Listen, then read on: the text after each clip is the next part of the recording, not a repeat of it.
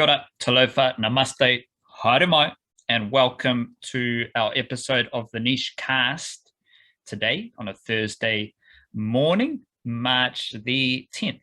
It is, and today the White Ferns play India in their third Women's World Cup game, so keep that in mind. Probably won't talk much cricket in today's episode, but do shout out to the White Ferns and shout out to Plunket Shield Cricket. That is happening tomorrow as well. Pick it up. We are going to be chatting plenty of rugby league because the NRL season kicks off this weekend. Warriors versus Dragons, that's the Niche Case Derby. And of course, massive Kiwi-NRL presence in the NRL. So that will be the meat of the podcast. We've got Wellington Phoenix, wahine are all finished. We've got a Wellington Phoenix win. We've got an all-white squad. So a lot of funky footballing foosball. Funky football foosball to discuss in the podcast. And that's where we're going to focus our energies today. Big it up to the Patreon whānau. Every week we do a Patreon podcast for the Patreon whānau, and we encourage anyone out there in the wider universe who appreciates the Niche Case and our mission to broadcast Aotearoa sporting excellence. Patreon is the best way to support us. Straight up the guts, run it straight. Patreon.com/EL Niche Case, El Niche Case. You support us to incredible help, assistance to us on our mission. And we record a big old podcast every Monday early in the week for the Patreon whānau. So big it up to the Patreon whānau, and shout out to anyone else who is enjoying our content and wants to support us in that way. Every Monday and Friday, we deliver an email banger via Substack, thenichecase.substack.com. All the Niche Case content, podcasts, links to our yarns and extra content is found in those emails. So every Monday and Friday evening, what do we have? In the NRL, Thursday night, we got Raiders versus Manly. Might drop a couple of hot thoughts on that, a couple of Kiwi NRL stats, and there's always some junior rugby league stuff in those emails as well, especially on a Friday after the teams have been named. And of course, we're always writing about Aotearoa sport at the niche-case.com. The Wildcard's going to write about Shane Warne versus Aotearoa, which is, we joked about that on the Variety Show, that he is a emphatic destroyer of Aotearoa batting over the years. The Wildcard's also got the Wellington Phoenix written review. There's also a yarn coming up about the all-white squad as well. So if you're listening to his meditations about football in this podcast, stay tuned because there's plenty of football content. There's plenty of football content live right now. Chatham Cup final review, Flying Kiwis, Wellington Phoenix wahine review, all-white squad coming up as well. So if you love football, make sure you're reading about Aotearoa football on the website, theniche-case.com. Always start our podcast with a dose of mindfulness. So let's hear what special insights the Wildcard has to share with us today. Yeah, special insights. A little bit of a funky one to chuck up before we record like a long-ass podcast, but this is from Jorge Luis Borges, who I think I did a quote a couple pods ago that was like drawn from something that I read in this Borges book that I'm working through at the moment, which takes a long time because it's short stories, and short stories take ages to read because you finish one and then there's another one, and then you don't have that like flow and effect of a narrative. But anyway, some of them are a little dry, some of them are like just like rock you to your souls kind of thing in the space of 5 pages. It's a nuts book. So I thought I'd pick up one. And also I had like there's these other things. He's popped up in other parts of things recently since I started reading that book, which is weird as, but I won't get into that. The quote I just want to use is, "Don't talk unless you can improve the silence."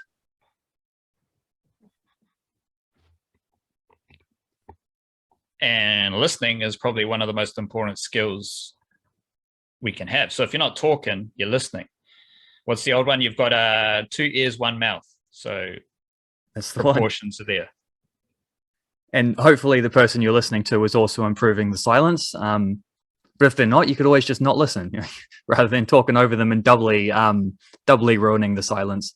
And silence is a beautiful thing too. Like that's a really especially because when you think about it, there is no silence. There's always some noise. You might not notice it, but like if you stop crowding out the things, you might suddenly hear the birds chirping or the cicadas in the distance or the wind rustling through the trees and pretty little sounds like that, eh? Definitely correct. There's also like meditation and mindfulness in trying to listen, even regardless of what the other person's saying, whether it's adding to the silence or if it's just some pure dribble, whatever the fuck it is. It's like if you take a trip on the motorway, here's a good one. This is a fantastic one. This is another one that I throw up. Should I hijack as mindfulness or not? I don't know. This one's important because it's supremely practical. And it's very similar to listening in a conversation. Take a trip on the motorway and stay in the left-hand lane. Now, all you can really do with that intention is to just like breathe in your nose, out your mouth, and just try and stay in the left-hand lane. Because you're going to be tempted to just zip into the middle, fucking boost it past whoever's slow in the left-hand lane and just get on your way. Heck, you might even just be in the fast lane, zooming down to wherever you got to go. But as a dose of practical mindfulness, challenge yourself to stay in the slow lane and just try breathe through it. Because that's like listening in a conversation. Someone might be chatting absolute dribble in front of you and you're like, okay, I got to say something. I got to overtake this dude. I'm in a rush. I need to go here. I need to do there. Oh, I've got this great thought. I need to interrupt them. Oh my God. Now they're talking shit. Now they're talking this and that. Ah! But if you can just breathe and listen, I reckon that's as good a mindfulness exercise as what we perceive meditation to be, which is, being present in silence. If you can get that kind of vibe while instead of like talking or instead of overtaking on the motorway, that's like getting in the weight room for mindfulness. That's like doing in some speed work, upgrading your skills to get ready to play on Sunday or Saturday, midweek even. All of the above. If you're the Wellington Phoenix, having to cram in 100 fixtures over the rest of the season. Meditation doesn't have to be a means to an end. Like it should be its own separate thing. It shouldn't have like an end goal or an intention or whatever. It should just be, right? That's the Zen way of doing things. But if you do the just being aspect of it, that does also train you to be better in those more practical moments as well, doesn't it? Like it helps you get to that stage, which is super useful, incredibly useful. Even just times where you're waiting, if you've ever been in that situation where you're just like waiting to, I don't know, pick someone up or waiting for something to be like delivered or whatever, like any situation where it's like, I'm no longer on my timetable. Like I'm ready to do whatever I got to do next now, but I have to do this other thing first. Just being able to sit back and breathe for a little while and not just like close your thoughts off. It's so incredibly helpful in those moments. Waiting at the drive-through is also right up there with the motorway one. Because if you're waiting in the drive-through and you can see that you're going to be there for a while, the toughest thing you can do is try to just breathe and release everything else. But that's the challenge. Wildcard. I am having a lot of fun with the Women's World Cup, and I'm just curious, like, just to start the conversation, start the quarter off for the niche cast this week. Enjoying England losing 2 games and losing to the West Indies, because the West Indies are an incredibly fun team. We had Deandra Dotton doing her amazing clutch performance in the first game. Second game, takes the best catch of the tournament. Like it's going to be the best catch of the tournament for sure. And the rest of the West Indies are performing well. Fascinating spin vibes that I am thinking a lot about, because spin bowling has proven to be more impactful so far than seam bowling. And it's just fun to have like high level women's cricket played in across Aotearoa. Susie Bates and Dunedin had a cool moment. Seeing, obviously we still got some pandemic crowd restrictions in Aotearoa, apparently. But there's still crowds there. Like there's still people tuning in to watch two nations that aren't New Zealand, that aren't Aotearoa playing cricket. And that tells me that there's a, nice dose of cricket fandom in Aotearoa, which we know, but also specifically with women's cricket, like people are still getting out there in a pandemic to watch other national teams play cricket. And I think that's pretty cool. And it's just been a really fun start. Probably the highlight of the last week or so, as far as an Aotearoa sporting thing goes for me. What says you? Yeah, I'm sort of like dipping in and out of it in the games that don't involve the White Ferns, but I'm yet to dip in and not be like intrigued or interested or entertained, or like there's always something going on. They've been really good, like competitive games that we've seen so far. We've getting like big performances from big players and also from some players who are like stepping up on the big occasion. And no one loves a big moment more than Deandra Dotton, apparently, because that like, yeah, the catch of the tournament, probably like one of the best catches ever taken. Like, that was insane. It was one of those ones where it's like there's a freeze frame if you watch the replay at the point at which she catches it, where like it just looks like one of those ones where everything had to be an exact like alignment for her to make that catch, and you can see how it was. Like she's perfectly outstretched, reaching the ball in the exact right angle, all those kind of things. Obviously, like footwork to get to that point, like it's nuts. That's an unbelievable catch. And yeah, highlighting what's been a really enjoyable tournament so far. And as you're saying with the crowd stuff, like yeah, I expect you'll see similar trends with viewership and everything as well, because it does seem to be having a life in this country beyond just the White Ferns games, which is awesome. Has the fact that the West Indies beat England, has that changed your perspective on that, on the White Ferns losing that first game any?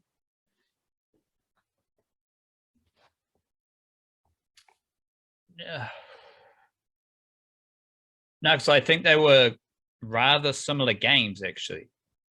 But I think they were both games in which the West Indies maintained a winning vibe throughout the game, even though the other team had superior moments. Like the West Indies, like England would get a good partnership, and then the West Indies would take, like Deandra Dotton would take a specky, and then England have a good partnership at the end, and it's like a real close game, and then West Indies pull it out of the bag. So I think what you're alluding to is the West Indies a far better team than we expected, and thus does it put the White Ferns loss into like context? Like no one was really picking the West Indies to do anything in the tournament, and now they've rolled through two of the more favored teams. So what does that mean for the White Ferns, kind of thing? I actually don't think it means a lot for the White Ferns, because I think the White Ferns in England have a similar feeling about them. Like the thing for me about the White Ferns after that first game was that they were shook. Like all that was going through my mind was shook ones. Like, you're not a shook, you're just a shook one. You're not a crook son. Like the West Indies in this context, the crooks, and the White Ferns were shook. And the same thing was on display in the game against England yesterday. England were shook. Like they were the ones freaking on the sideline. It was like eerily similar. So maybe the West Indies like the boogeyman who like do that to other teams, which I think we've talked about the type of identity that a sports team has, where they like snatch your soul. Like the Memphis Grizzlies might be doing that right now. Like whatever vibe you think you've got going on, this team, whether it's the Memphis Grizzlies or West Indies women or any other team, they will fuck it up. Like they just come in there to like not let you do what you want to do. But of course, England have just an ickier vibe where like everything England related is too much analytics, too much, 50 staff members telling you what to do, and less kind of just fun. I think that is what is missing from some of those England teams.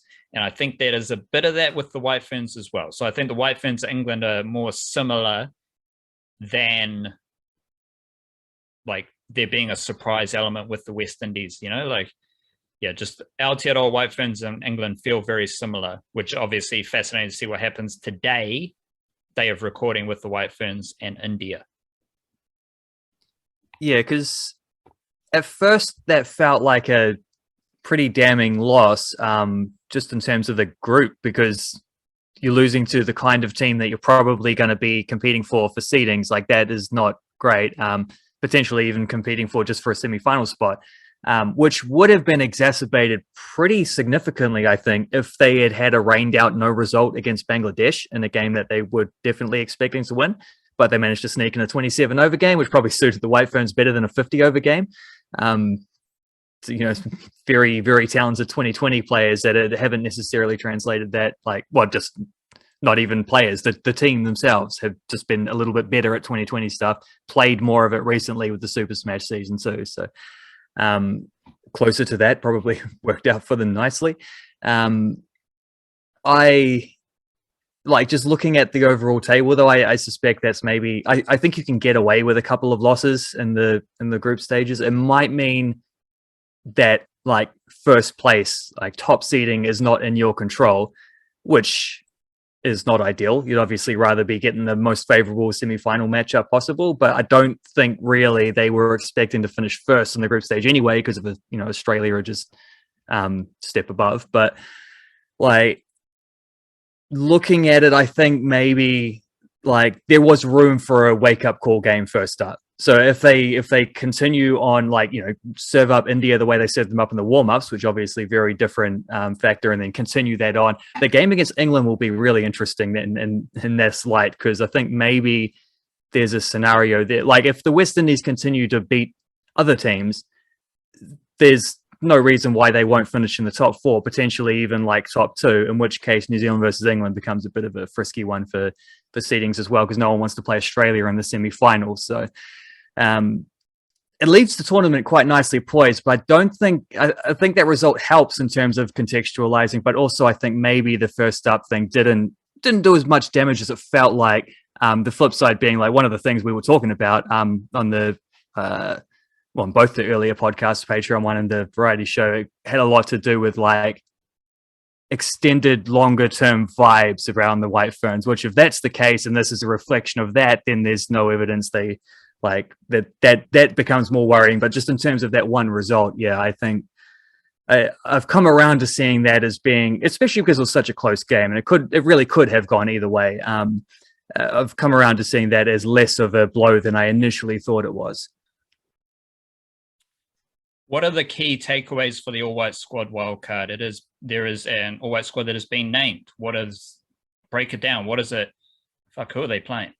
Where are they playing? And I did see a bunch of Wellington Phoenix blokes were called up. So is that because other players aren't available?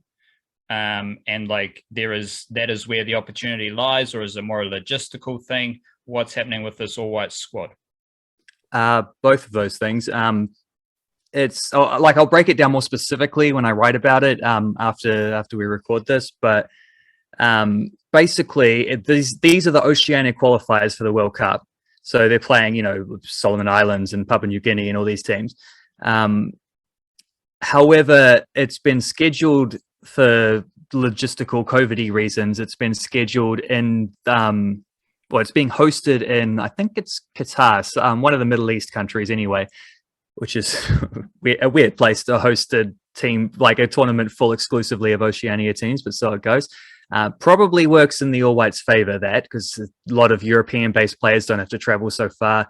Neutral ground is always going to be to their advantage, considering the biggest trouble they normally have in these OFC things is playing 6 games in the space of 2 weeks, in difficult, really humid tropical conditions.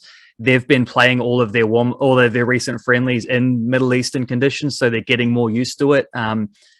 They're pretty well prepared for this. However, just OFC being OFC and being extremely weird, and FIFA being FIFA and just allowing this to happen, the start of the tournament happens outside the international break, which means that guys like Chris Wood, Joe Bell, Libby Kikache, etc., cannot be selected because they've got club games still to play. So they're going to miss at least the first 2 games of the tournament. There are some guys who might be able to get there in time for the second game. I think it is just by, or it might be third and fourth. I can't remember exactly what the flip is, but a few guys who might be able to like play their weekend game if they're like on a Friday or a Saturday or something, and then get there for the next game a little bit earlier. But effectively, what they've had to do is pick, like, remember when the Black Caps went to Bangladesh last year, and they, like, leading up to the 2020 World Cup, they had one squad to play the Bangladesh games. Then they were going to go to Pakistan, where they sort of had a half and half squad, and then onto some warm-up games, and then the 2020 World Cup itself. Half of those didn't end up happening, so we didn't quite get this like transitional thing. That's kind of what the All Whites are doing. They've got like the players who will play the first couple games, which includes quite a few Wellington Phoenix guys, like Ben Wayne, Ben Old called up for the first time for the national team. Ollie Sale could get an international debut as well. They've got those guys. Then they're going to get a few more of the European-based guys turning up early in the window, and then from about the 4th, 5th games onwards, the big dogs, Chris Wood and Joe Bell and Kikache, and then will not Sarpreet Singh, I will add, because he's currently injured. Ryan Thomas, obviously a long-term injury as well. One or two other weird, like Michael Boxall's been held out for injury reasons. They said he's recovering from injury, even though he's played every minute of Minnesota's first 2 games of the MLS season. Shades of the way in which they got real weird about releasing him for the Olympics as well. He's supposedly on standby, so I don't know what the hell that means, either selecting him or not. And then also I see they're talking about Marco Rojas isn't in the team because Melbourne Victory have not only got A-League games to play that they don't want him to miss, which I assume Danny Hayes negotiated this with the likes of the Phoenix and stuff. Because only Tim Payne's the only one who's going to be there for the whole time, and I don't know if he's in the initial squad. I have to check. So yeah, like Marco Rojas also has Asian Champions League games to play. So all of this is a bit weird, and they're kind of like not wanting to release them. And so there's a lot of massaging of club egos and stuff that's got to go on here with how they select these teams, because you're trying to convince guys to be released outside of international breaks. A-League tends not to break at all for internationals anyway. All of it is a bit frisky, which is why I think it's not worth looking at these squads and being like, oh, they didn't pick so-and-so, I guess they're not in the reckoning anymore, because like this is just a bit of a mix and match. By circumstances, they've had no choice, but they've effectively got like a 3-tiered squad going on. So it's make do with what you can manage in this scenario, but it might not be the worst thing in the long run. I expect a second 11 All Whites team to still be extremely competitive against OFC teams playing in the Middle East in neutral territory like that. And if it means that Chris Wood's only playing like 3 or 4 games over that stretch, probably better on his knees and everything as well, and on his lungs. Like it's you shouldn't have so much like fatigue by the end of the thing if your squad is being balanced out throughout it, which is definitely something that was a factor the last time.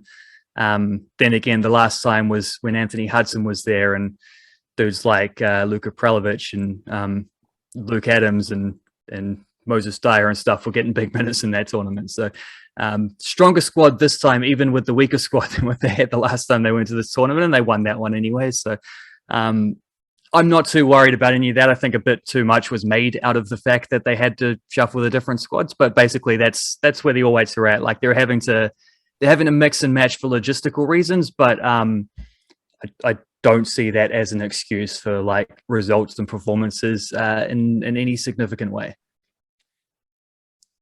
You compared it to the Black Caps in Bangladesh, and what do we know about the Black Caps over the last 12 to 18 months? Fantastic depth. So to be able to do the same thing with the All Whites just shows the depth and where Aotearoa football, and that is reflected across all the other sports we cover as well. To keep this Wellington Phoenix discussion on track, the thing that comes to mind with the Wahine Phoenix in their first season of A-League women's football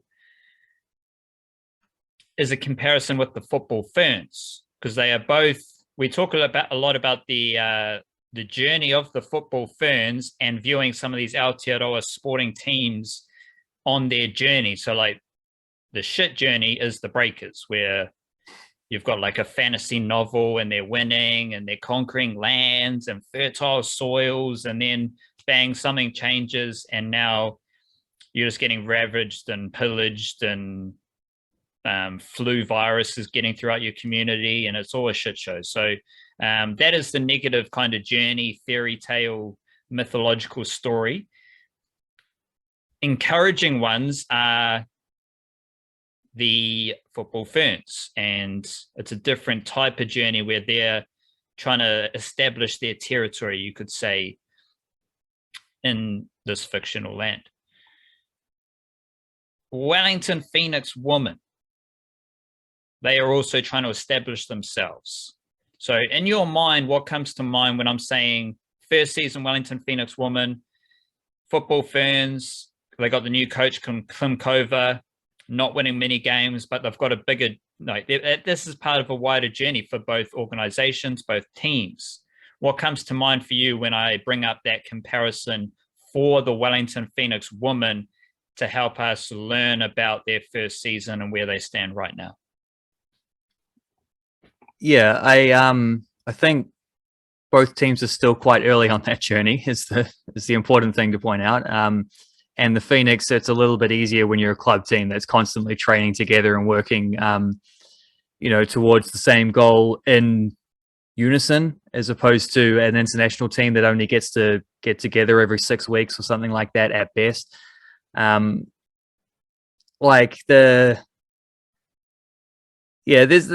think another thing they have in common is that it's not an even playing field for either.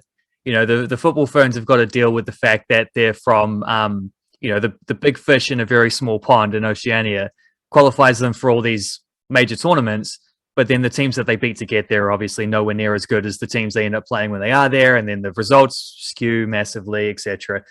Wellington Phoenix stuck in a situation where just by the time they're greenlit to start to have a team this season, every other team has already put together their squads, like 95% done. Probably started preseason and everything. So the Phoenix are starting from scratch. They don't have continuity from a previous season, meaning they've got more preseason work than they need to do than anyone else, with less time to do it in. They're also lumped with this thing about you can only have a certain amount of Kiwis. You got to have a certain amount of Australians in your squad as well. In order to do that, well, all the best Australian players were already signed by the other A-League teams, who have already put together 95% of their rosters by that stage. So the only players left are ones below the grade for whatever reason. They signed, a couple who are coming back from long-term injuries, and a few who quite a few younger players who were always going to be A-League players, but a year or two away, and they just had to be like, well, we're going to have to chuck you into the deep end, maybe you sink or swim. And actually, I think their scouting of Australian players was really good. They, players like I think Hannah Jones and Izzy Gomez and stuff, especially contributed a lot to that team. But obviously, and the Kiwis they signed overwhelmingly quite young or inexperienced as well. So a long way from from an even playing field. So I think for them to get to where they did, where they won a couple games toward the end of the season, where they the progress that they showed throughout, I think is actually quite an astounding achievement. I think to still be in contention to not finish last in going into the final week of the season, I think is kind of nuts, considering all of the hurdles that were placed in front of them, like an extremely young team, extremely inexperienced, starting from scratch, less time to work with for anyone else. Haven't even mentioned the fact that they had to live in Australia the whole time. And for a lot of those players, young enough that some of them hadn't even lived away from home at all. That's all of these hurdles. Overcome is a tricky thing, but I think you could probably say they did overcome it to the point where they were competitive, and down the stretch they were competitive in more games than they weren't, and they won a couple of them, and they they could have won more if a few more things had broken their way. I'd suggest that inexperience and some of the lesser preseason aspects probably played a very big part in why they kept blowing late leads and conceding late goals and stuff in that sort of spell in the middle of the season. But overall, it's weird to say it about a team that finished with a wooden spoon, but I find it hard not to be really positive about what they achieved in that first season. Segue into the blokes. What came to mind as you explained that is kind of a crystallization of an idea we've discussed plenty, and that is that the Warriors and all that encompasses the Warriors, the Wellington Phoenix and all that encompasses the Wellington Phoenix are joined by the Breakers in having a deal in a certain pocket of the sporting world, which is a New Zealand team operating in Australia in this current climate. The Breakers have crumbled with that, whereas the Warriors and the Phoenix have, if you look at like the Warriors NRL team, they've enjoyed it. If you look at the wider Warriors club, as I've discussed plenty of times, they've actually kind of done a nice job to not only enjoy everything, but to make progress and keep things moving in a positive direction when you look at all their junior stuff. Same thing is here with the Wellington Phoenix women, because you just laid out the case of how the women's team, they've enjoyed it and they have found an opportunity to thrive and grow and develop and get better at the end than they were at the start. The same vibe is also evident in the blokes, because the blokes are playing competitive footy in the A-League, having endured many of the same conditions that the Warriors and the Breakers and the Wellington Phoenix women have also endured. Is that like, which I'm basically saying the blokes are in a nice position right now. I think they had a win recently. So first thing I'm asking is, are they actually in a good position? Because I'm kind of just assuming that. And then because I think we both agree on that wider comparison of the Phoenix and the Warriors doing like their foundations are solid right now in really tough times for all these organizations. The Breakers have crumbled. So I think we both agree that that is the wider situation. Get into the nitty gritty of the blokes here.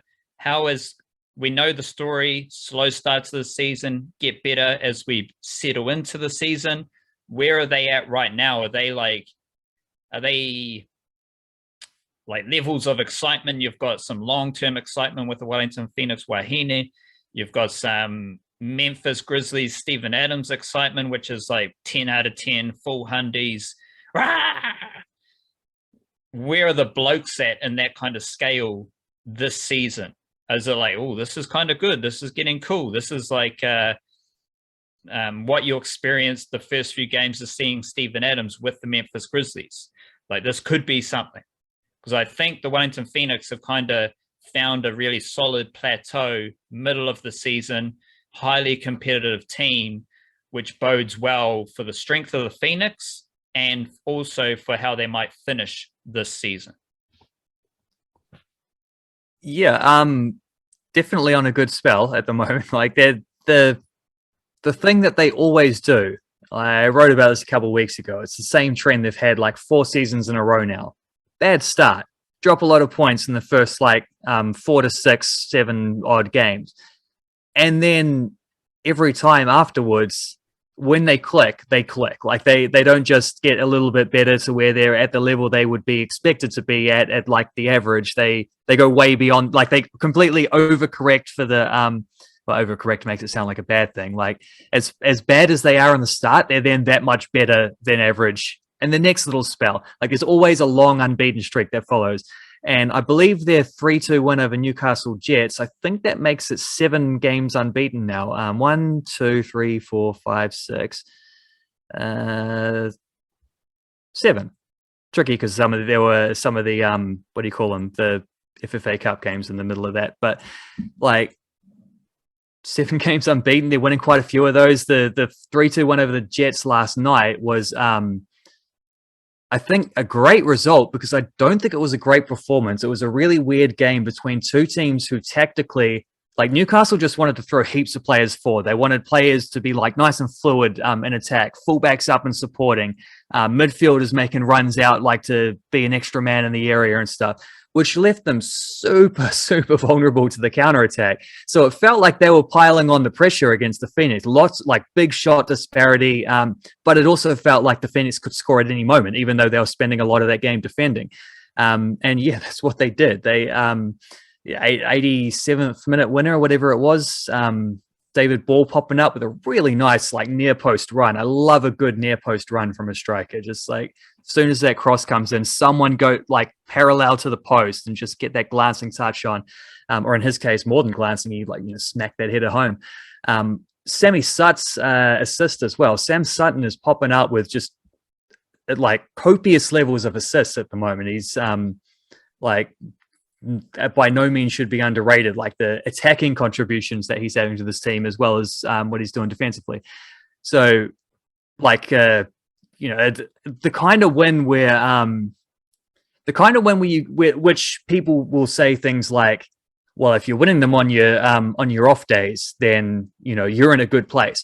I wouldn't necessarily call that an off day. Like I said, I don't think it was necessarily performances. Like there was some, like they were giving the ball away pretty cheaply. I think Gael Sandoval had his worst game comfortably, just wanting to play the early pass every time and being a bit too panicky in possession in those transitional moments. But like that's also part of the wider tactical duel between the two teams and the way in which like their strengths match the Phoenix's weakness and the Phoenix's strengths match the Jets' weaknesses. It was like a very weird game like that. So I don't want to draw like tactical conclusions other than just saying it was a weird matchup. But the Phoenix won it. Like they ground that earlier on in the season. Earlier in the season, they did play the Newcastle Jets, and I think they lost 4-0. They got smoked. Like they couldn't handle the overloads. Here, they soaked it up, hit them on the counterattack over and over and over again. That's like, these are positive things. And this was the Phoenix's first game for 18 days as well, because they just had, I think they did 2 games in a row postponed.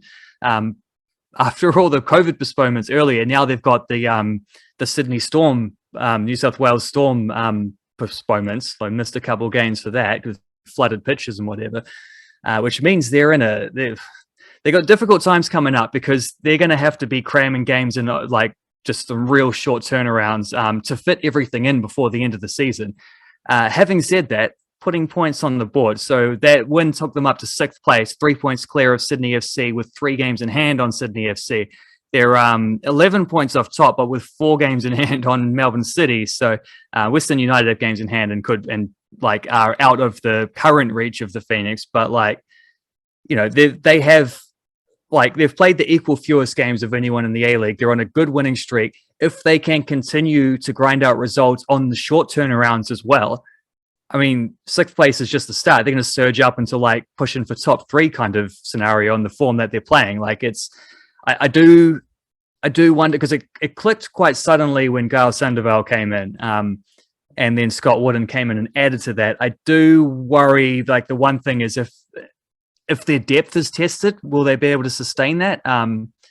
But that's just a wait and see thing, because that will happen. We will have to see what their depth looks like around, I think there's one game while some of those guys are away with the All Whites, and there's always injuries and suspensions over the course of a long season. So we'll see how that goes. But like right now right now they're doing this without Gary Hooper as well. So he's one guy who will also come back in, but we'll see what that looks like when it gets tested, because that is my one asterisk about it. But I mean, they're playing good football. They're looking threatening. They're actually scoring goals, which they weren't doing earlier on. And they're winning games, which is massive. And in a season where no one's like running away with the title, it's quite even on the table. Every team has lost at least 3 games. Every team has won at least 3 games. Like, it doesn't take that much to go surging up. Like, they've already done it, going from last place up into the middle of things. They continue this streak for another month or 2. They'll be surging quite like a lot further up the table as well. It's I think the most important thing in a lot of these sporting leagues is depth, because coming into the NRL season, like we've experienced it with cricket, we've experienced it with football and other sports that have been happening kind of over the last 6 months. But the new pandemic protocols is like all right, if you got an issue, you got an issue, but everything else just keeps rocking and rolling. And so coming into the NRL, like NRL teams are going to be dealing with multiple doses of pandemic niggle throughout the season. So coming into NRL the season in our little corridor here, I think one thing that's super important for everyone to think about with the NRL is each team's depth and who are the best teams at dealing with adversity and depth issues. I am reminded, like, whatever team we're talking about here, not just NRL, like the Phoenix and stuff like that, they are going to be so much better off when things settle down. Because if you're the Phoenix blokes, if you're the Phoenix wahine, you're thinking, we've done this in the most adverse scenario we can think of, and while every other team has to deal with less adversity because they're Australian based. And I think you can take that on a personal sense as well. Like, if you're here today and you're listening to this and you're alive and everything's okay, like, you can take encouragement from that fact that you've just endured what have been like a very strange 2 years, like, you're doing pretty well if you've made it this far. So imagine what you can do in the future. If you crumble like the Breakers, that sets up, like, do you have that kind of DNA? Do you have that mana to be able to deal with the adversity, the ups and downs, as well as all the little depth things as well? So I think, like, to wrap up the Phoenix bit, both Phoenix teams can take a lot forward to when there is a more even playing field. And then coming into the Warriors discussion as well, like just imagine a scenario where the Warriors play every second game at home. It's going to make things a lot easier. And I've actually just realized that we do have our first, I think it's our first Kiwi-NRL debutant for the year wildcard. And this is when we're talking about NRL depth, we're talking about increasing Kiwi-NRL numbers. We're talking about, I think we had almost at least 5 more Kiwi-NRL debutants from 2020 to 2021. So if the depth is tested and we've got rising Kiwi-NRL numbers in Australian systems and with the Warriors, it's a holy matrimony right there. So shout out to Leo Thompson. He is named on the bench for the Knights. I had him in my 10 funkiest Kiwi-NRL prospects. Interestingly, last season he was with the Raiders. Now he makes the move to the Newcastle Knights, straight in there on the bench, number 16. His twin brother, definitely plays rugby union and plays rugby union for Wellington. I'm not sure if he's in Super Rugby off the top of my head, but they came out of first 15 rugby with Napier Boys, I think. So shout out to Leo Thompson, doing nice things with the Newcastle Knights. Of course, we do have the Niche Cage Derby, Warriors versus Dragons wildcard. Obviously, there's like yarns to be had everywhere, right? Like, I could do like a solid 2 hours about Kiwi-NRL, as I'm sure you could do a solid 2 hours about football. Boil it down, and the one thing I'm thinking the most about with the Warriors is Shaun Johnson at halfback. And I'm curious, I want to set up, because I want to check in with you afterwards. You're a Dragons fan, so you're going to be consuming Shaun Johnson from an opposition perspective. And I don't really do that because I also wear the Kiwi-NRL cap. So when I watch Shaun Johnson with the Sharks, then I'm like, okay, I'm just here to enjoy the Kiwi-NRL vibe. Shaun Johnson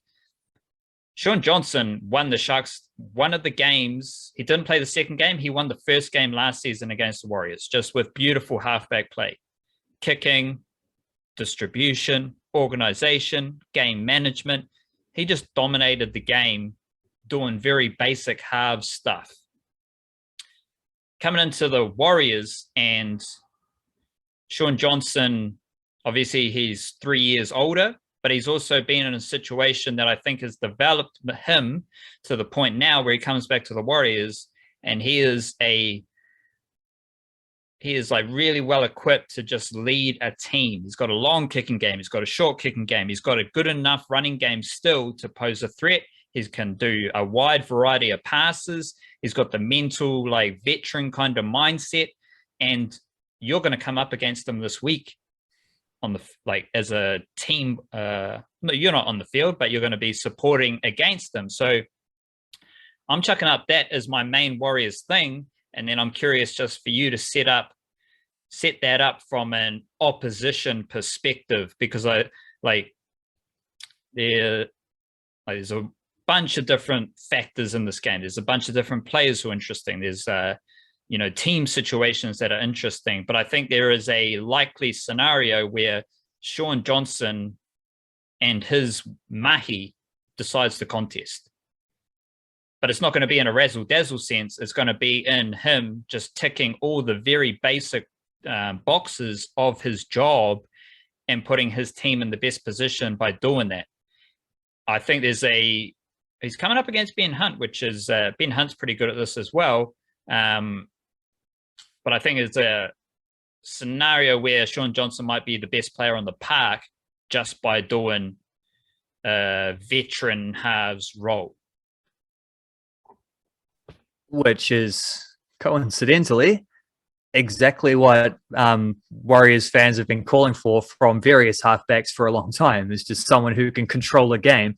And the irony is that Shaun Johnson, once upon a time, probably copped a lot of ire for not being that guy when he was previously at the Warriors. But the player that he was at the Sharks, where there was less reliance on him to just step outside his marker and attack and run the ball over and over and over and over, and lots of steps and be that touch footy guy. He, the player that he was at the Sharks, kind of was the player that people wanted him to be at his latter stages at the Warriors, and now he's back at the Warriors to be that guy. So I wonder how that's going to go. I wonder if there's going to be a dynamic there where it's quite an ironic dynamic, because people probably, on the one hand, expect him to be who he was when he left the Warriors, because obviously you're less of a spotlight when you're not playing for the Warriors, and then one team nation and all that kind of thing. It'll be a weird thing, because if people expect him to be that player, he's not that player anymore. But the funny thing is when he was that player, people wanted him to be the player that he probably is now. So there's a balance there. What are people going to expect the player that he is now and embrace that, or are people going to get annoyed that he's not scoring 10 plus tries a season and running the ball a million times? As you said, he can still do that, but there will be much more balance to his game. So that's going to be, I don't know what to expect, but that is going to be quite an interesting dynamic, I think, to see how that goes. I would be a little bit worried if I'm just looking at the lineup and it looks like he's probably on the same side as Blake Laurie and prop, and Jack Bird playing in the back row, and new signing Moses Sully, perhaps, which good side. Actually, one of the things about the Dragons is I think they've actually made a couple of really nice signings. I think they've actually added to their squad quite nicely, as well as dudes like the Sloan fella at fullback, local youngsters pushing through and looking very, very talented. I don't know that there are the balance for them is difficult. It's like I said on the variety show earlier in the week, I'll believe it when I see it kind of thing. I like some of the additions that they've made. I like some of the players coming through.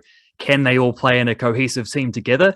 Will they be able to do that before it's too late this season, or does this have to be a transitional year, or can they do it under Coach Anthony Griffin at all? All of these are questions I would like answering at some point. But yeah, I don't. Just from a opposition fan perspective, don't like that matchup up against Shaun Johnson. I can kind of see him exploiting a few of the worries that I have about the Dragons. I'm not too excited about that, especially because once upon a time, the Dragons always beat the Warriors. Always. It was one of those things. It was so funny because I obviously know so many Warriors fans, and the Dragons just always beat them. And then it flipped. Complete 180, like just went the entire other direction. And now it seems like the Dragons always lose to the Warriors. So I don't know what to expect. You never know what to expect in game one of a new season. But yeah, I am glad you highlighted the Sean Johnson thing to start with, because I don't like, a little bit wary about that matchup, if I'm being totally honest. But if you meet any of these people who are expecting Sean Johnson to do the same thing he did before he left, like, feel free to introduce me to them, because I don't think anyone realistically has those expectations, and those people don't exist. Like, he's not as fast, he's not as dynamic, he's older, and it's like a LeBron James type of thing where they're so good at their thing that those, or Benji Marshall, where those skills just get applied to other areas. And like, Sean Johnson is going to run the footy enough. He is going to have enough footwork to do his job, but his excellence is in everything else that he does. And I said this about Reece Walsh a few weeks ago, where his presence and all the noise and hype around him is like this superficial thing. And I think replacing Reece Walsh with Chanel Harris-Tavita, everything stays the same as far as like, if people are going to be like, yeah, sure, I'm intrigued how Chanel Harris-Tavita performs, but it's the same thing as Reece Walsh, where that's like a very superficial thing, because whether it's Nikorima, whether it's the centers, Vailea, Rocco Berry, or how do they get Chanel Harris-Tavita into the game, it's all dependent on the fulcrum of Sean Johnson. And we know footy, rugby league, rugby union, it all comes down to the forward pack. Like, and this is where, like, Sean Johnson to me is the most important thing, but that's 1A. 1B is the forward pack. And I wrote about this in my diary entry today for the Aotearoa Warriors diary. The Warriors forward pack, the way I view it, is a tension between powerful, mobile, and skillful versus reckless, self-destructive, and inconsistent. And like, when those two things are fairly equal, I'm curious, I'm intrigued, and I'm fascinated, because you mentioned some of the Dragons signings, like Aaron Woods, Jaden Sewer, Francis Molo, Jack Gozeski, let alone, putting them in with Josh Kerr, Jack DeBellin, Jack Bird, those type of dudes. It's a pretty rugged forward pack. It's a pretty decent forward pack. Like, they're going to rip in. They're going to be aggressive. Jack DeBellin's always aggressive. Jaden Sewer destroys people. He's like a hitman on the edge type of thing. So they're an aggressive forward pack. They're all pretty solid NRL players, which comes back to the Warriors forward pack. We're going to learn about this forward pack as we go throughout the season. And it starts with a tricky forward pack matchup at the very least against the Dragons. And I think the Dragons could also have the same vibe as the Warriors forward pack, where they're all pretty good. They're powerful, they're mobile, they're skillful. They're also a bit silly. Like, they just have a silly vibe to them, where they're going to do silly shit. They're going to, fuck up during the game far more than other teams do. And I think, like, the Warriors, at least they got rid of, like, the Dragons got rid of Paul Vaughan. The Warriors got rid of Kane Evans. And when I think about self-destructive, and I think about fucking things up for your team, Kane Evans bakes a good cake. So Warriors, like, boil it down, Sean Johnson and the forward pack. Like, obviously other shit's happening there, but we'll talk about those in the future as we learn more about them. The Harris-Tavita thing at fullback, it's a stopgap measure for Chanel Harris-Tavita. It's like, these aren't major long-term things. And of course, we're just always learning. Shoshin mindset. Let's go across the NRL here, Wildcard. We got Panthers versus Manly on the Thursday night tonight. One common factor in all these NRL teams is Kiwi-NRL centers. Seagulls have Morgan Harper. The Raiders have Matthew Tomoko. The Sharks have Ronaldo Mulatalo from Otara. The Rabbitohs have Jackson Paulo moving from wing to centre. Roosters, the Big Donny, Joseph Manu, Tokeroa's finest. The Warriors, representing Aotearoa as the NRL team, they've got two.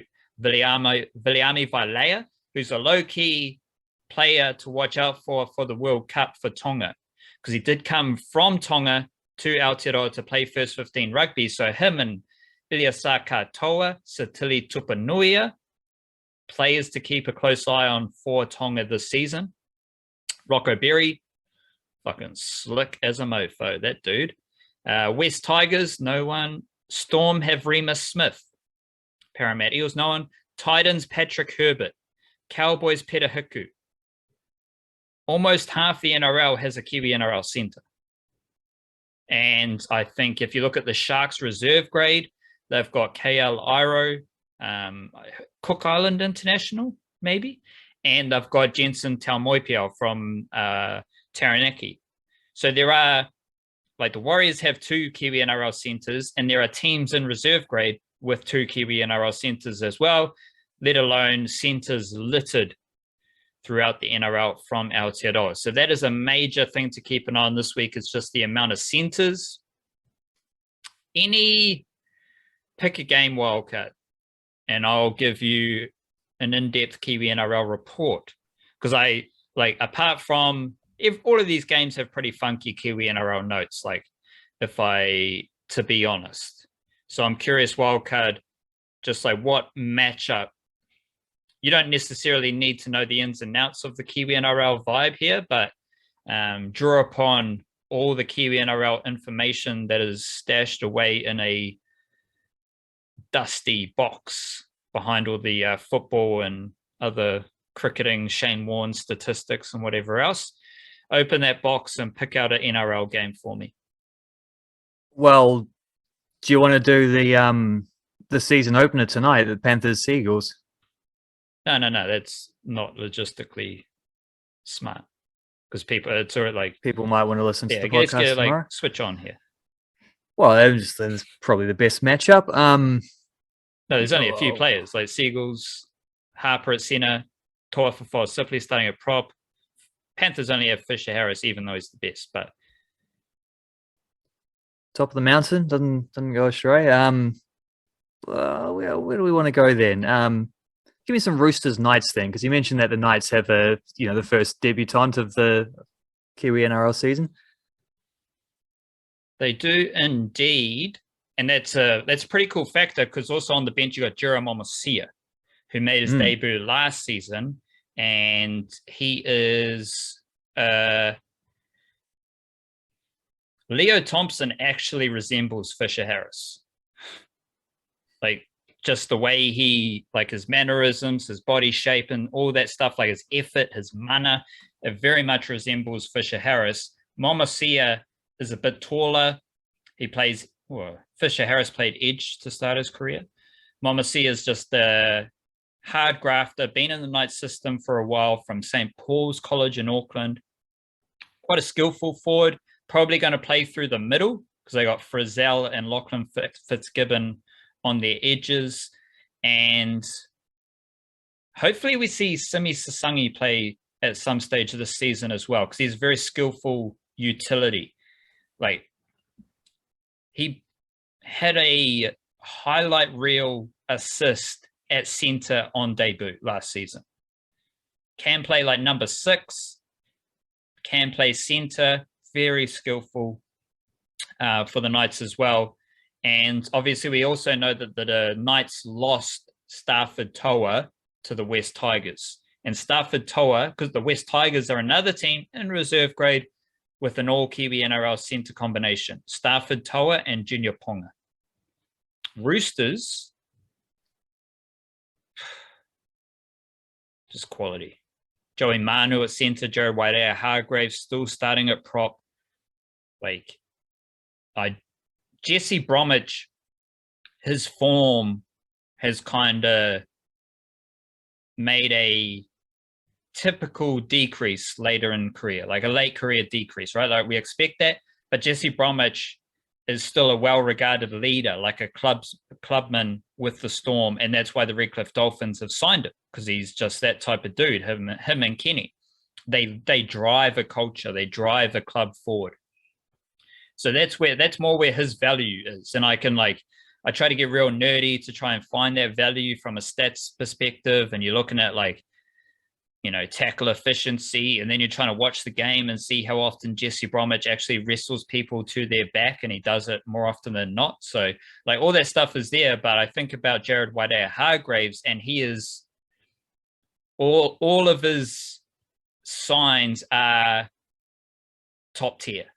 Like his eye test is top tier, his stats are top tier, he's still at one of the best clubs. He is still, I don't think how anyone can't view him as one of the best middle forwards in the competition. Like he's at least 30 years old and he might play an 80-minute performance, you know, like he's done that recently. It's kind of ridiculous, but that's because Roosters get into fasting, the Roosters get into bone broth, and they're all doing that shit. So we have to expect that type of aging process with the Roosters. And we've I think it helped Cooper Cronk. I think it's helped Sonny Bill. I think it's definitely, I've learned about this through Anthony Minicello talking about it, about how it helped him come back from like very serious back injuries. And I think you can apply some of that Tom Brady type of stuff to Jared Waidea-Hargreaves and what he's doing late in his career. Tupouniua on an edge. Like obviously, as a half Pākehā, half Palangi Aotearoa person, I'm hoping Sitili Tupouniua wants to play for Aotearoa Kiwis. But also, I want him to represent Tonga. I want him to do whatever the fuck he wants to do. And like the amount of, like, you're thinking Aotearoa Kiwis edge forwards. You're thinking Kenny Bromwich, Isaiah Papali'i, Britton Nakora, maybe Marata Niokore as well. Like there's a lot of edge forward depth there. And I think that is going to skew things towards Tonga for Sitili Tupouniua, which would be fantastic. Tokiaho just coming off the bench, which I think is more of a modern NRL thing, because it's just a smaller maybe. And I don't think he's as powerful with mobile as he once was. Fahu White is also named on the extended bench. He's actually starting on an edge in reserve grade as well. Nicely done. It was the Roosters, wasn't it, who you had top of the Kiwi-NRL power rankings a couple of weeks ago? Was that right? Yes, and I want to elaborate that much further. They haven't named their under-21s team for the week. So I want to lay out every Kiwi-NRL soldier in the Roosters, like NRL, reserve grade, under-21s, under-18s. Haven't named their under-21s team yet. So kind of holding fire to see what's doing there, because there's a lot of players. Like there'll be at least 4 players in that team. And that's kind of the thing. They've got high quality players at every level. That's why they're number 1. On a tangent there that you just sort of sprung up in my mind there, how's the Warriors below NRL grades looking? Because I'm assuming they've still only got the thing with Redcliffe, but are they heavily stocked up in Redcliffe, or is it just 1 or 2 dudes sort of flying the flag, or how's that going? Queensland reserve grade and their under-21s doesn't start for another week or 2. Right. So squads have been named, and you're going to have, in reserve grade, you're going to have the Kepu twins. Hopefully you have Taniela Otakulo as well, because he only played under-21s in NRL last season. So maybe if he can play reserve grade, that might be good. It's just there's a, if you're worried about the hooking depth at the Warriors, if you're worried about the hooker position,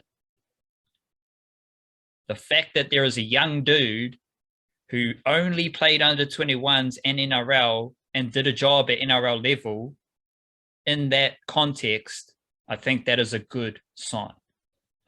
They don't get much more positive than that. hopefully he plays reserve grade this year. You know, like that might be cool. Is other they're the main dudes to keep an eye on reserve grade, especially now that Viliami Vailea is starting at centre. So is Rocco Berry. They were troopers in reserve grade last year. Edward Kosi is going to be on the wing. You might get some Leighton Finau action. I think he is a Maris Saints junior from Auckland. He might step up to reserve grade as well. Under 21s, that's where I got the updates with Tome Puna from Rotorua and Benjamin Kosi, the younger brother of Edward Kosi. He has also been put in the under 21 squad. You've got like Ali Lea Towers there. And then you're in the, so we haven't actually had those teams. So that's why I'll wait for those teams before I can really break those down. Under 18s, Jacob Laban from Wellington and Tama Kaimawana Whare Aorere from Rotorua. Oh, I think it's actually Te Puke maybe. He is also in the Redcliffe under 18s team. So they are both starting on an edge. They are on either edge. They played on either edge last week, and they are named again on either edge this week. They are the only Warriors juniors in that under 18 team so far. And I think that's a really interesting way to gauge the Kiwi NRL quality. There's so many ways to gauge it, right? Like there's so many ways we can learn about these various Aotearoa sporting situations, whether it's Black Caps depth, whether it's Wellington Phoenix depth, where this team is at in their journey, whether it's spin bowling, like we're always Shoshin mindset. We're always learning. Whare Aorere and Laban were both playing first 15 rugby in Aotearoa last year. They have like really hearty rugby league roots, and then they went into first 15 rugby as many of these kids do. So they are in the transition phase from leaving Aotearoa into leaving first 15 rugby, which is loosely under 18-ish, and then coming into an under 18 rugby league setup in Australia. Australia, you know, the dominators of international rugby league. That's where everyone goes to get better at rugby league. What happens when you're putting kids from first 15 rugby into under 18 rugby league in Australia? Because what I'm finding is that many of those kids progress rather quickly. Everyone's different. Everyone's on different journeys. Some are faster, some are slower, some have injuries, some is adversity, whatever it is. There are various examples of players leaving Aotearoa into Australian systems and having absolutely no dramas with that adjustment. Whether you want to go back to Dylan Brown, goes from whangarei to winning competitions with Parramatta Eels age group teams in a very good Parramatta Eels team. But like, I think the old perception is, if you take someone from, you know, some region in Aotearoa, you put them in an Australian system, they're not going to be as good. Well, Dean Mariner dominated everything. Xavier Willison went from, you know, playing local footy in Aotearoa to dominating schoolboy footy in Queensland to making his NRL debut the next year. Taniela Otakulo didn't play reserve grade before making his NRL debut. The Kepu twins, Kina and Lingy Kepu from Auckland with the Warriors, they went into under 21s, and then a couple of weeks later, they're playing reserve grade. Like, there's those type of examples that are scattered throughout the NRL landscape that I'm really interested in, because they tell the story of the quality and the presence of rugby league in Aotearoa. And to come back to the Warriors, Redcliffe, Whare Aorere and Jacob Laban, they are two easy to learn from examples, because like they're both coming from first 15 rugby. Laban's journey is quite interesting as well, because he left Wellington, went to Kelston Boys, and Kelston Boys won everything. So like maybe there's some good stuff happening in Wellington as well that is helping, you know, produce him. And they are both playing on an edge. They're both playing in under 18s now in Australia. And that's encouraging for the Warriors. It's also something we can learn from with our Kiwi NRL goggles on. Beauty. Any other NRL nuggets you want to serve up to the people? Oh, plenty. Absolutely plenty. I can't understate how We'll many. do the extra 2-hour bonus podcast. There's no need to go into heaps of them, but there are plenty. There's Kiwi-NRL players in every team. There's a lot of Kiwi-NRL juniors playing age group footy as well. Plenty of nuggets in the emails. That's kind of a consistent thing in the emails, is just little Kiwi-NRL nuggets, whether they are junior deep cuts or just NRL stuff as well. So yeah, keep an eye on that one. Sweet. There we go then. Is that us for the podcast, or have we got more? What else do we have on the agenda? Then we covered everything. I'm just thinking, like, what do you have, like, an official prediction for the Dragons against the Warriors? That's a good question. You remember on was it the variety show or the Patreon podcast when we were talking about expectations? And you did the reverse jinx on the Warriors. I'm going to counter that.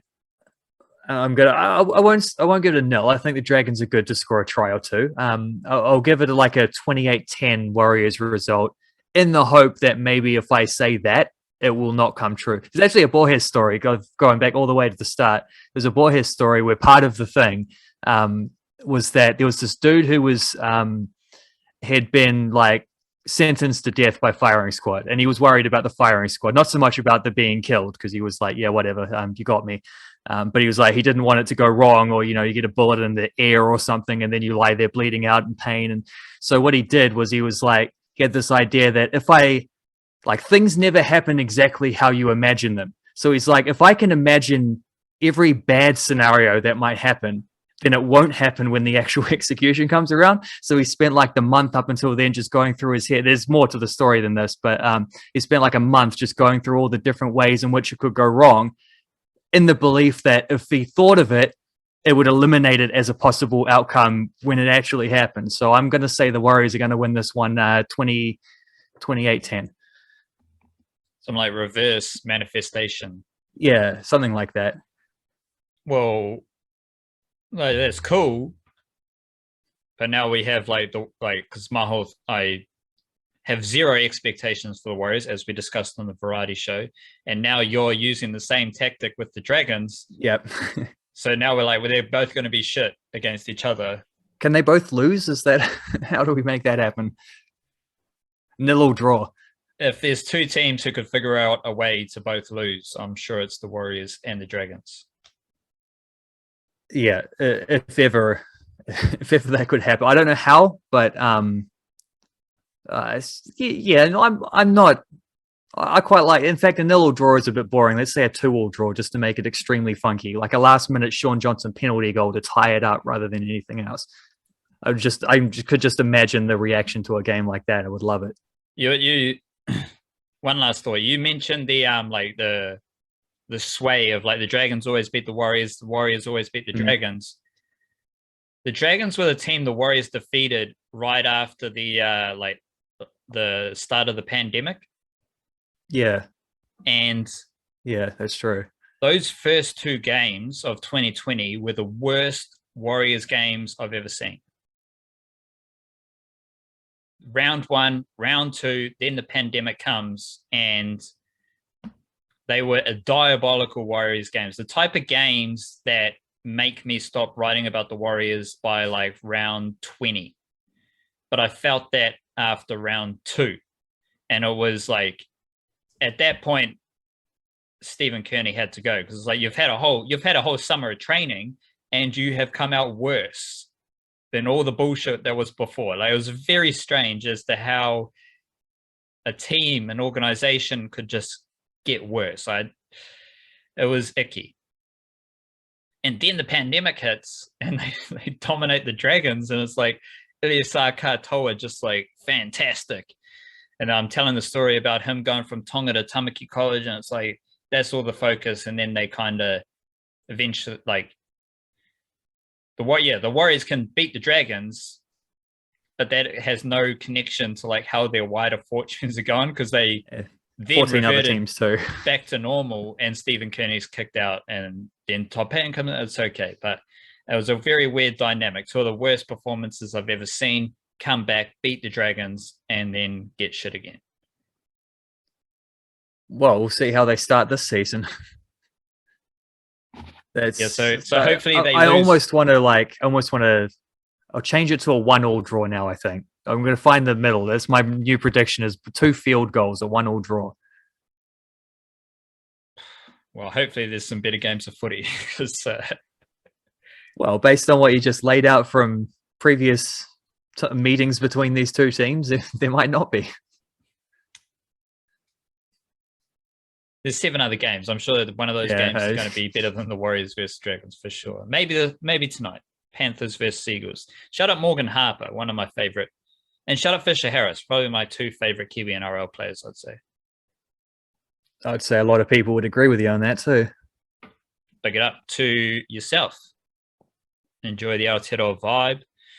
Enjoy these Aotearoa days and nights. Whatever you're into. Whether you're an owl. Yeah, nocturnal owl, yeah. Or a daytime creature like a human being. Whatever you are, enjoy it. Enjoy Aotearoa. Big it up to yourself. Kia kaha, stay beautiful. Church.